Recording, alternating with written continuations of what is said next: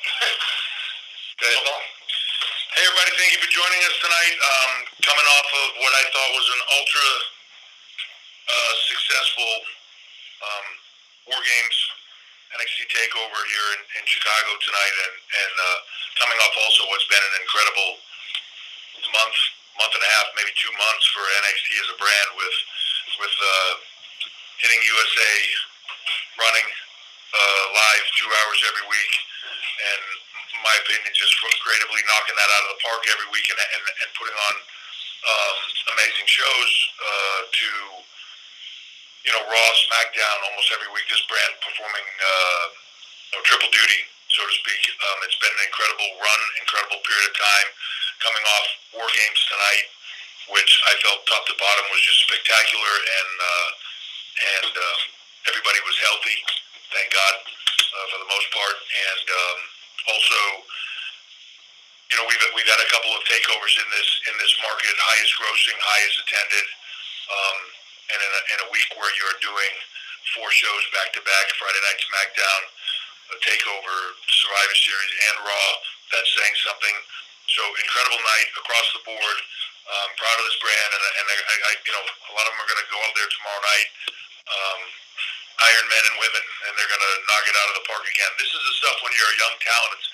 It's hard to express. This is the kind of stuff that, for me, when I was that age, I would have been like, oh my God, this is the greatest thing in the world. Like having this challenge night after night, and then knowing that you're going to do WarGames tonight and then Survivor Series tomorrow. Like, to me, this would have been the be all end all. And talking to them now, I think they agree with that, and I think everybody here feels the same way. It's just like this is the ultimate challenge of being able to prove the stuff that you're going to be able to look back at later in your career and say, man, we were the Iron Man of that time frame. So with that, I'm going to open it up to questions.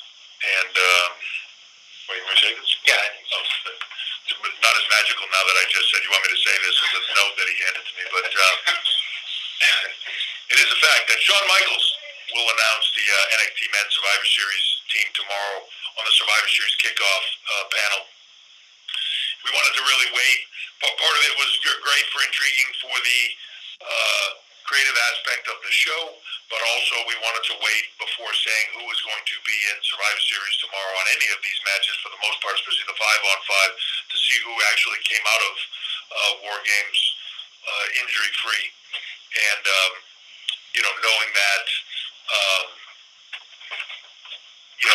anything can happen in these. And, when we have these, I hold my breath until the show is over, so to speak, and they kind of give me that last, everybody's okay, because you just don't know. And it's risk to reward.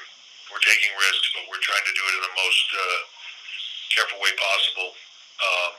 But it is what it is. So we wanted to wait until tomorrow. Shawn will announce that tomorrow. Tonight, for anybody that missed it, Rhea Ripley just announced that on Facebook Live that her team for tomorrow is herself, Rhea Ripley, Io Shirai, who she explained, going into WarGames, you just earn respect for people that are just incredible performers. So Io Shirai, Bianca Belair, she knows that she can trust Candice LeRae, and somebody that she's known since she was 16 years old, and that would be Toni Storm. So hard to really not look at that and say that is the deepest team out of Raw, out of SmackDown, and NXT. That is the deepest, most talented team of the group. So it should be spectacular. I know they'll knock it out of the park. And a little earlier on Facebook, apparently somebody pointed out to me on the way in the door here, I said Team Captain Tommaso Ciampa would announce his men's team tomorrow. That was not what I meant. I don't know why I said Tommaso Ciampa. I actually meant William Regal. The beauty of live Facebook stuff is saying the wrong name. It's been a long day. But William Regal will be announcing, obviously, or having thoughts about who we put in that team. And Shawn will be announcing that tomorrow. So with that, I'll open it up to questions. All right, so we're starting the room. Anyone? Nick? Yeah, sure. Paul, Say who you are. Yeah, Nick Hausman with Wrestling Inc. You guys were teasing a very big surprise as the 4th member for Team Ciampa. Kevin Owens got a huge reaction, but we are in Chicago. CM Punk is backstage on back on WWE TV as part of Backstage. Have you talked to Punk at all since he came to Backstage? I have not. Okay, so is there any interest in him coming to NXT or working at the Performance Center? No, I have not spoken to him. So, yeah, to be honest, we've not had that conversation. I know, he's working for Fox, and it's a bit of an arm's length from us, which, look, all this stuff is baby steps, but it's one of those things when people want something so bad, they're like, so you're saying there's a chance? You know what I mean? That's the moment in time that we're in. I even felt like today there was a moment where Sam Roberts was going to say or had said in the kickoff show a couple of times, or I can't remember if he actually said it or was about to say, the person is in Chicago, and I was like, don't say the person in Chicago in the same sentence, because I feel like you're setting that up. The person is here is fine, right? It's just I understand it and I get it, but it is what it is at this point in time. Be happy. He's on Backstage. He's doing something in the business again, and that is what it is. The rest of it, I've said it a million times. We've all said it. Never say never, but that's a long, long way from. And I know when you say that, then people immediately go, "They're working us," because there's nothing that you can say that will make people think otherwise. It is what it is. But I promised an epic moment tonight. I think Kevin Owens more than delivered. Blew the roof off the building here, and just knowing Kevin as well as I know Kevin, this was probably one of the biggest moments he's had in a long, long time that he's been looking forward to for a long time. So it was awesome to see him in an NXT ring again. It was. And my follow-up would be, it was not lost on anyone that Matt Riddle hit the spear and the jackhammer tonight. Is there any interest in moving in the direction of a Matt Riddle versus Goldberg match? That's Goldberg. Okay. I don't know. I don't know. I've heard of one of the confrontations they've had off camera that seemed like he would be interested in a match. I just don't know if on TV or. Look, who knows, right? I think there's a moment in time. I think that I didn't know he was going to do that. I think Matt's very smart. It obviously. You didn't know he was going to do that? Obviously garners attention. This is not the tell me everything you're going to do deal. So I certainly don't have a problem with it. I think if he thought that I did have a problem with it, he would have done it. I think there's a trust there. But it's one of those moments that creates a lot of buzz. So I don't know that he thought much more about it than when in that moment in time it would seem like the thing to do, right? And I think if you've ever met Matt Riddle, that's kind of how he operates as a human being. Yes. Seemed like the thing to do at the time, bro. It's a good idea, man. I got people talking. Exactly. Yeah. So. Stephen Milhousen Sporting, nice to be here, Paul. And just kind of follow on what Nick was saying about Kevin, and a lot of people saying on social media what's going on right now with Kevin since he's on Survivor Series Monday with Team Raw. Is it back to NXT full time, or is he gonna still be in the match tomorrow night? To be honest, I'm not sure at this time. If he is in the match, interesting. Is he really in the match, or is he? That's an interesting dilemma, isn't it? If he's on Team Raw, but the night before he was facing off with the Undisputed Era and teaming up with Tommaso Ciampa and all those guys in NXT, interesting. What could happen there? I don't know. This is a moment in time of a lot of things have happened. It's funny how a mechanical issue with a plane that people blow up into something so much more, but a mechanical issue in a plane can create chaos that creates so much special, magical moments within it. And when you can capitalize on those things, it's amazing. So to me, that's what this whole month has been, and this is a part of that. Where does that go? Unsure. It sure does make it interesting. In the follow, when you look at the end of the match, and you see Tommaso and you see Adam on the top of the cage, what is running through your mind from the time they're getting ready, when the move is getting ready to happen, to the time they go through the air and through to the table? Yeah, those are the moments where I'm just holding my breath. And, the truth is, in this business, I've seen more people get injured, including myself, on dumb little things that, the stuff that the big giant spectacle spots that you really put so much care and thought into, yes, they're extremely dangerous. Yes, they're extremely impactful, but it's funny, just more often than not, it's the guy running across the ring that just turns his ankle and, he's out 6 months or whatever. But those moments, you can't help it. You know they're coming. You know what's happening, and especially in big ones like that, because that is stuff that I absolutely know, and I absolutely sign off on. There's certain things where I believe they can do safely, and I believe the risk-to-reward ratio is reasonable. But there are also things that were brought up tonight where I was like, yeah, absolutely not. Like, no, we're not doing that, guys. Like, as much as I love you guys and want you to tear it up, like you're going to tear it up with all the other stuff you have, you don't need that, right? There's always that for everybody. So, but that's when you hold your breath and you wait for the landing, and you're just waiting for that referee to be able to tell you everybody's okay. Yeah. All right, so let's go to the phones. We'll keep it at one question per outlet, just to try to get through as many people as we can. We'll go to Mike Johnson at pwinsider.com. Hey, Paul, how are you? There you go, Mike. Gotta get up early. Back on top. I've been on hold since Wednesday. Thanks. I want to talk about the women's. Just don't hang up. I'll do what I can. I want to talk about the women's WarGames match, specifically the Tegan Knox Dakota Kai stuff. That was obviously something that had been brewing for some time, and just when we thought we knew where we were going, you kind of made a left at Albuquerque. Talk a little bit about how long the planning was for all that, and your thoughts overall on the women's WarGames, because I thought they overexceeded any expectations. Yeah, look, as high as I believe in them, I think more than anybody, right? And as high as my expectations were, when this first idea was first brought up, women's WarGames, there were some people that thought absolutely. There were some people that thought, oof, you're putting them in a really tough spot to be able to do that and deliver, and the storytelling aspect along with everything else. Like it was a debate. We debated it heavily, but the belief that they could deliver.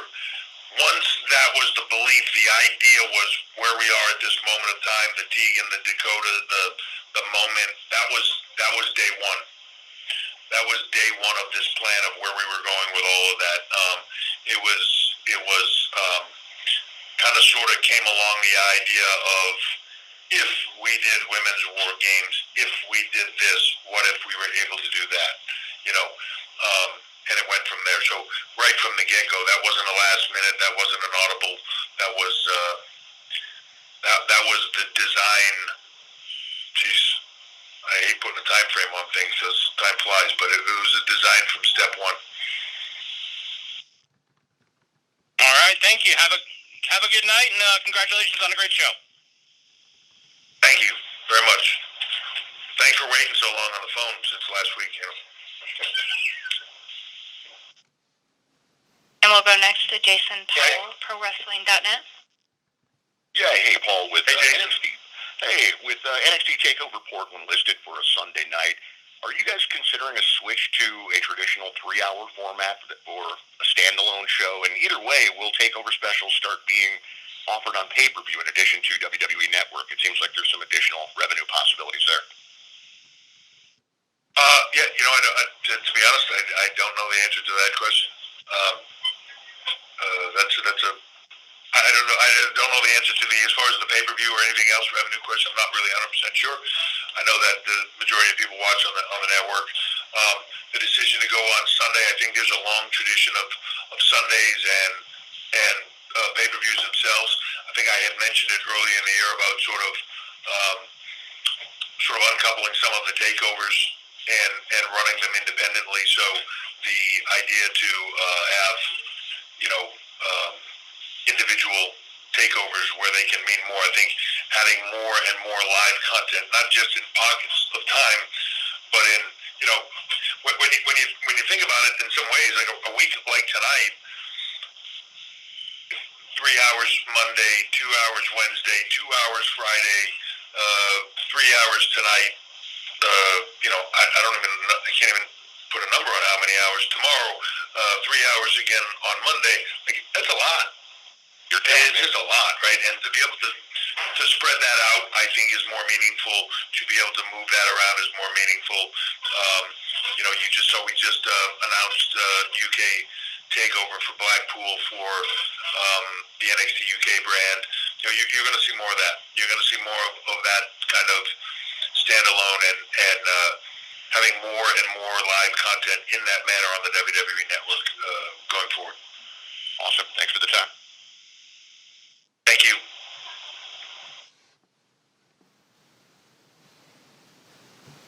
And on the phone, we have Jim Barcelone, Miami Herald. Hey, Paul, great show tonight again. Thank you so much. Just want to know with the broadcast team, talk about Morrow a little bit. I'm thinking that, right, the Adam Cole Pete Dunne match tomorrow night, that the NXT broadcast team will call that. But I'm also wondering, that's the case, will they be a part of any of the other matches because you have NXT versus Raw versus SmackDown?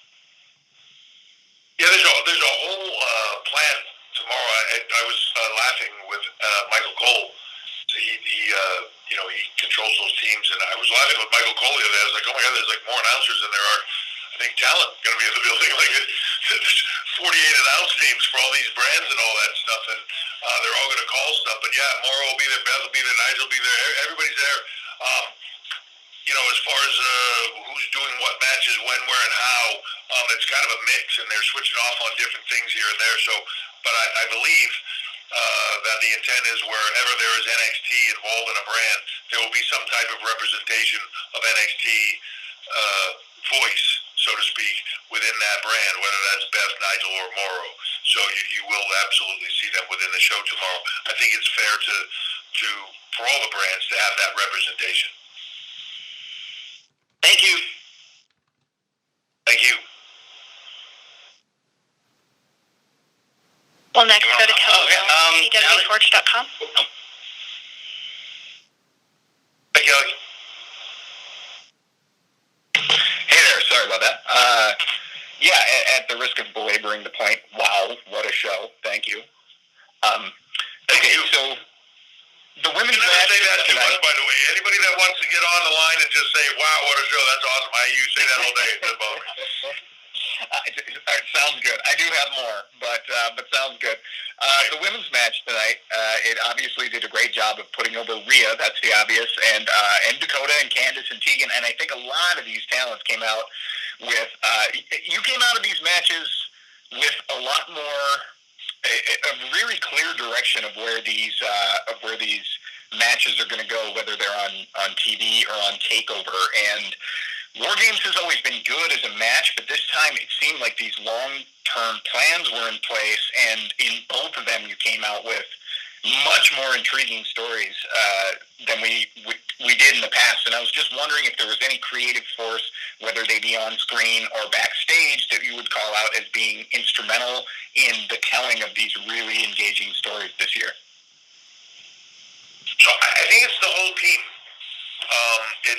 For me to call out one or two people would be unfair. But there's a whole team and that includes the talent, that includes coaches and production people, and we collaboratively work together to make these things the best. I don't care where the idea comes from, whether the good ideas or not. Talent are just as much of the product and the collaborative effort of all of this. And to its success. I just think that there's an ebb and flow in the business, right? In that at moments in time, you need to tell the chapter of the story that gets you, oh my God, I can't believe that happened, and it gets me to the next chapter. Like, I can't wait to turn the page to the next chapter. But there also has to be those chapters that go like, wow, that was the end of this epic story, and I don't know where they're going to go next, but holy cow, that was almost like the season finale kind of thing. I think there's different moments of where you are with different shows, right? Sometimes you're going to do a show that feels like sort of the end of all this culmination of all these stuff, these different storyline beats, and then when you get there, man, they all hopefully delivered, and you feel satisfied with all of it. And then when you say, like, where are they going to go tomorrow? Like, well, I don't even know where they would start. That's great storytelling. there's also great storytelling where you do these moments and you think you're going to get that kind of payoff, and you almost come out of it with, more questions and more creative directions than you thought you had before, right? Like each Star Wars movie either has a different take, right? It either feels like the end of the story, or it feels like it might be the beginning of the story. Sometimes they're great where it's the end of the story and also the beginning of more stories. Like, oh my God, those are the best ones. Like, so it's all an ebb and a flow of where you're at in that moment in time. As for these, I felt like we did a really good job. Talent did a really good job in ring of telling stories that captivated you to tomorrow. Like, I almost feel like there's as much intrigue of tomorrow now, or I don't necessarily mean tomorrow being Survivor, but I mean tomorrow in the NXT world of oh my God, what happens on Wednesday? Where does this go? And even before you get there, how does that all spill over into tomorrow, where they have to go to battle against Raw and SmackDown and do these teams, some of these teams hold together, do some of these, alliances hold together, or do they fall apart and lead you to something even bigger within the NXT landscape? So those are all really intriguing stories, and I think that it just makes you want to tune in, right? To me, anyway. Yeah, well, I absolutely agree with you there. High fives to the whole team, and thanks for a great show. Thank you very much. Okay, we're going to go back to the room for another question. Hi, Ross Berman with WrestleZone. First of all, congratulations. Amazing show. I want to ask about something you said earlier about uncoupling the takeovers from the traditional WWE pay-per-views, doing them on Sunday. Is there any chance that NXT is going to start doing more international takeovers, or is the idea that international takeovers should be reserved for the NXT region that area would be representing? I think that's a little bit of a work in progress, but I do like look. It's a big world with a lot of really cool places to go work.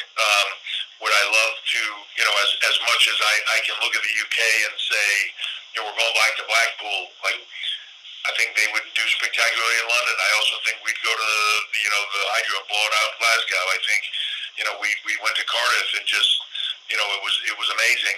There's so many places, and that's just picking the places we go to on a regular basis. I think when you even get outside of those and start going to different countries and regions, oh my gosh, right? And then you start talking about NXT here, like you bring those to this NXT US brand to any one of those places and kill it. I think you could go to Japan, you could go to Australia, you could go, right? It's a big world. I love to look at all of it. I love to bring them to all of it. Try to figure out how to make that happen with live TV and everything else, right? That's the trick. But I do believe that, uncoupling them off of some of the, and I'm not talking about WrestleMania, because obviously there's still going to be a TakeOver WrestleMania weekend. I think there's still going to be a TakeOver on SummerSlam weekend, because those are big ticket events where people are kind of coming in, and it's the big long trip to Mecca, right? And you're going to come there. You got to go to WrestleMania week once in your life, and you got to do all the gigs and all the shows and access and everything else, and that's what all of this is. But the other ones, where they were always kind of piggybacked together, I think it makes sense to split them apart. I'd love it to get to a place, and I think a lot of people would, where, every weekend you're going like, hey, what matches are on the WWE Network live this weekend? What's the card this weekend? Oh, it's TakeOver this weekend. Oh, it's UK TakeOver this weekend. Oh, this weekend is TLC. That's the kind of thing where I think when you start getting into that and live on a reoccurring basis like that and spreading that stuff out, the value increases dramatically. Thank you so much. Yep. Okay, we're going to do 2 more on the phone, and then we're going to call it a night. And we'll go to Ryan Satin with Pro Wrestling Sheet. Hey, Paul. Great show tonight. So how does it feel for you personally? How does it feel for you personally, just to see the excitement over superstars like Kevin Owens, Finn Balor, and the Revival returning to the brand from both the wrestlers themselves and the fans? Look, I think it's amazing. One of the coolest things for me is how many of the talent, for a myriad of reasons that you can imagine, come to me on a regular basis to say, hey, if you ever need somebody at NXT, hey, I'd love to go to the UK, and I'd love to get in there.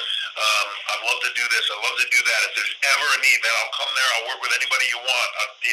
Sometimes talent are off, and they call up and it's the funniest thing, people talk all the time about their schedules or whatever, but then you give talent a week off, and the first thing I do when you give them a week off is they give me a call and go, hey, I saw that NXT's running in St. Louis or something.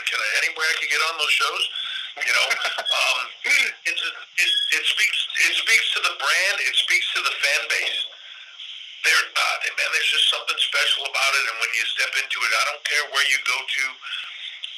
The live events, if you guys have been to them, you know what I'm talking about. Like, even when I go there, it's just a different buzz. Somebody said to me one time that, the WWE is awesome. It's like these big family reunions, and it's so much fun, and you're seeing all these people, and the shows are great and entertaining and all that stuff. But going to NXT is like being in the middle of a riot. It's a different vibe and a different feel. And that's cool. And I think that having that for talent to be able to come back, I can tell you that when the revival came, or we had that conversation about them coming in, which first of all they've been asking me about forever, and when I said, hey, you want to come and work with UE, first of all they were just like, well, yeah, it's not even a question, yes. And then a couple minutes later they came back by me and they were like, hey, how much time will we have? And I kind of said what I was thinking, and they were like, oh my God, like, yeah, oh, thank you so much, this will be amazing. Like, they were just, like little kids getting let loose in a candy store, and that's cool. It's a testament to the brand. It's a testament to everybody that's there that they want to do that, and to the fan base for, bringing that excitement and level of passion. The fan base of NXT brings that passion to the talent, and then the talent bring their passion back to them. It's this symbiotic relationship between the two, and that is something special that they all just want to be a part of. And I'm not saying that doesn't exist in the WWE, but they get that fix on a regular basis, and there's a slightly different feel to it. So every now and then you just want to pop back in there and get that other fix and feel something different, And I can't tell you how many talent, Finn was one of them. Walk back in the door, and they've done WrestleMania now in front of 80,000 people, and they walk into Full Sail, and then we're going to do something on TV, and they come to me an hour beforehand, like, dude, I haven't been this nervous in years. It's a different vibe. It's a different world. It's awesome. Yeah, totally. Well, thanks again for doing this. Yeah, thank you. Okay, this will be the final question. We'll go to Sean Ross South, Fightful. Hey, Sean. Hey, Paul. Thanks for taking the time. Obviously, NXT does things a little bit differently, but we saw Britt Baker, who works for a competitor, shown on the broadcast, a very clear camera shot on her, and even referenced on commentary. How do you kind of come to terms with that? And because it's not something that's done often. Yeah. So look, I just had this conversation. I just saw her a minute ago, and I said it to Adam before I saw her. I was like, oh, dude, they took a shot. I swear this. The director that took the shot didn't know who it was. Just went to the woman in the crowd that was had the most concerned, crazy look on her face, and he took the shot. The second he took the shot, somebody next to him, I'm sure, said who, and he got off the shot. I don't have a problem with it in any way, shape, or form, and then to not address it, then it's the elephant in the room that you don't address. Like, you're making it like that was weird, right? So you gotta address it. I don't have a problem with it any way, shape, or form, but I would never want to put a talent in that position. I get why she's here. I get who she's here with, and I would never want to put her in a position where I took a shot at her and it gets her heat, or it gets her to have a problem with her, employers and people and what she's doing. I wouldn't want that to be a problem for her, and it very easily could be. And it also can create a problem with, not that anybody on the internet would wind stuff up ever, but it just makes some. Yeah, but it just makes something sometimes that is nothing, right? And so when I saw that at first, I was like, oh my God, was that different? And then it was like, oh, like I feel bad because I don't want to ever put somebody like that in a position where that could be problematic for anyone. It doesn't need to happen. And unfortunately, it's the second time it's happened. For whatever reason, I got to talk to the people, and everybody will not believe in this, and they will think this is absolutely not. But like the one other time, she was sitting right next to Steph, and we just took Steph in the camera shot. I don't know that anybody at that moment in time even knew who was sitting next to Steph. They just thought it was somebody sitting next to Steph. So it's just one of those things, and while I don't have a problem with it at all, I don't even have a problem with it being on camera. I don't have a problem with it saying it. I just would never want it to be problematic for somebody else because, look, I'm happy for her. She's got a good thing going on. She's killing it. She's doing a great job, and that's awesome. And I certainly would never want that to interfere with what she does. Thank you, Paul. Thank you. Was that the last one? Yes. So I appreciate everybody jumping on this call. I can't tell you, for me, coming in here today and everything, Chicago this is one of my favorite buildings. It's just so loud in here, and it's like a phenomenal place as a talent. Come here when we were coming here during the Attitude Era. It's always one of my favorite buildings, and to come here tonight and watch these talent all do this, their passion. Everybody in NXT, from our crew to the camera guys to directors to on-camera people to in-ring talent and everything, the passion is infectious. And I can't tell you enough that when I come here and I see everybody, how hard they work and the passion that goes into it for me, it's inspiring, and it just makes me want to go 24/7 for them, to give them everything they ever wanted out of this business and then some. And that's what I saw here tonight, was just passion at a whole different level than I often see, and then that is out there in a lot of ways. So it was an awesome night. I'm so proud of all of them, and I look forward to doing it again. But thank you all for the support on this. Thank you for taking the time to make the call, and I will talk to you next time. Thank you. Thanks, everybody. Enjoy Survivor Series tomorrow.